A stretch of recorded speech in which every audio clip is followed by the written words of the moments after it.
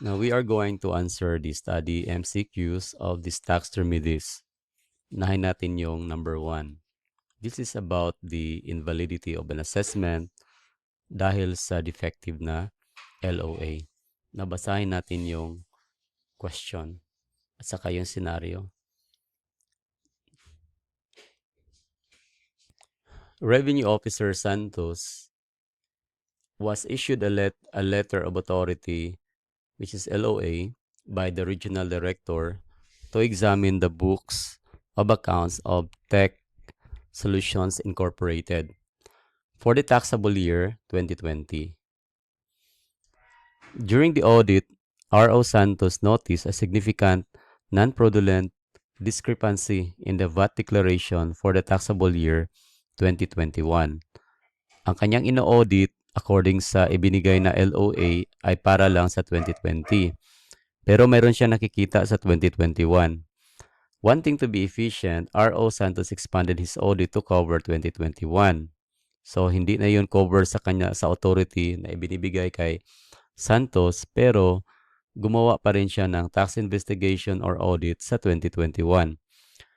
Subsequently, recommended an assessment for the deficiency taxes for both 2020 at saka 2021. So yun ang nangyari. Ang findings niya is covering now sa dalawang taon. The regional director signed the final assessment notice for both years.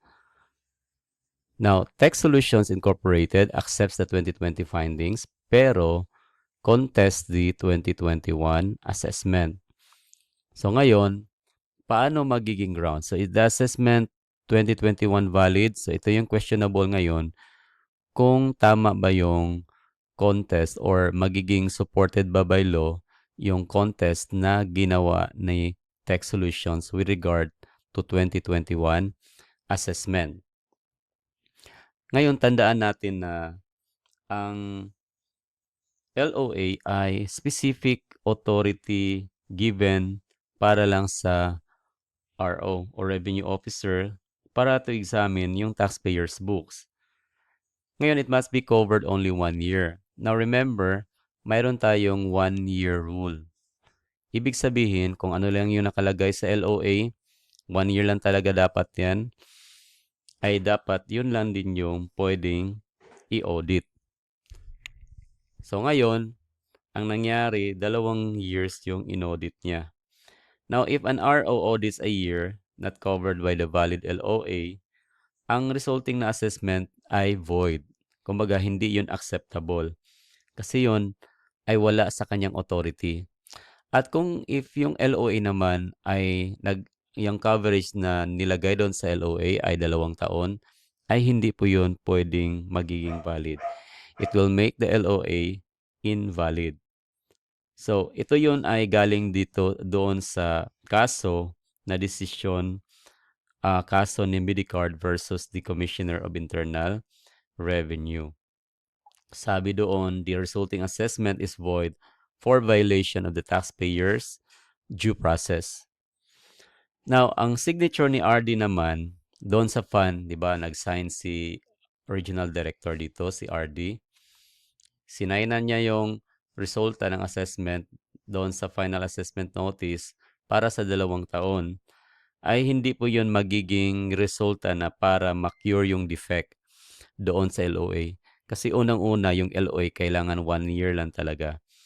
Hindi ibig sabihin na kung si Regional Director ay nag-sign to approve the assessment na ginawa ni Santos, ni Revenue Officer Santos, ay magiging valid na yung LOA. It cannot cure the defect na ginawa ni Santos na assessment which is outside on his authority as described in the letter of authority. So kaya, kung titingnan natin dito, isa-isahin natin. Letter A, is the assessment valid? The answer is no sa ganyan na kaso. So ito lang yung pwede nating pagpilian. Now, tingnan natin yung kanilang rason ng no. Because the LOA, letter B tayo because the LOA issued to R.O. Santos was specific for the taxable 2020 and a separate LOA is required for 2021. Okay, ito yung tama. Unang-una, bakit siya mali? Kasi dapat ang sinabi lang kasi ng LOA is for 2020. So wala siyang pakialam doon sa 2021 dahil hindi yung covered ng kanyang authority. Ang LOA ay nagbibigay ng authority sa revenue officer na mag-conduct ng audit. Pero yung authority na yan ay defined doon sa letter of authority. Nakalagay talaga yon hanggang saan lang ang kanyang authority to audit. So kaya hindi magiging valid yung kanyang assessment sa 2021. Kung magkaroon man ng assessment for 2021, kailangan yun ng separate na LOA. Kaya tama itong letter B at ang kanyang rason. Ngayon, tingnan naman natin yung letter D. Sabi dito, no. Because the assessment should have been preceded by letter of notice. Okay, hindi naman ito naging tama kasi ang letter of notice ay ginawa ito sa panahon ni Kim Hinares para ito sa contactless na audit. Yung i-inform ka lang na mayroon sila nakikita na discrepancy and you need to respond. Okay, ganun yung contactless audit nila before. Yun yung ginawa nila yung letter of notice for that. Hindi kailangan ng letter of notice para sa LOA. Hindi siya prerequisite. Yung LOA is the step 1 or the starting point of the audit investigation. Kung walang LOA, walang audit investigation na mangyayari.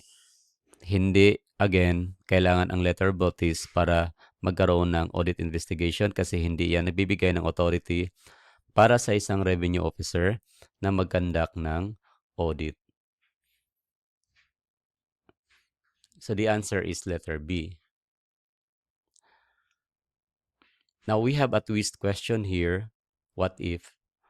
Now what if si R.O. Santos resigned midway through the audit and the case was reassigned to R.O. Reyes using the memorandum? Memorandum lang yung ginawa, memorandum of assignment para i-reassign kasi nag-resign daw si Revenue Officer Santos referring to the original audit. Parang ganun lang just to rectify or ano yung baguhin lang doon, ginago yung kung sino yung pwedeng mag-conduct. But no new LOA was issued. So walang ibinigay na bagong LOA. So ang tanong nito, is this a valid na move na ginawa ng BIR? Ang assessment is void kung ganyan yung ginawa. Kasi pag yung memorandum of assignment kasi ay hindi yon enough para magbigay ng authority sa bagong revenue officer.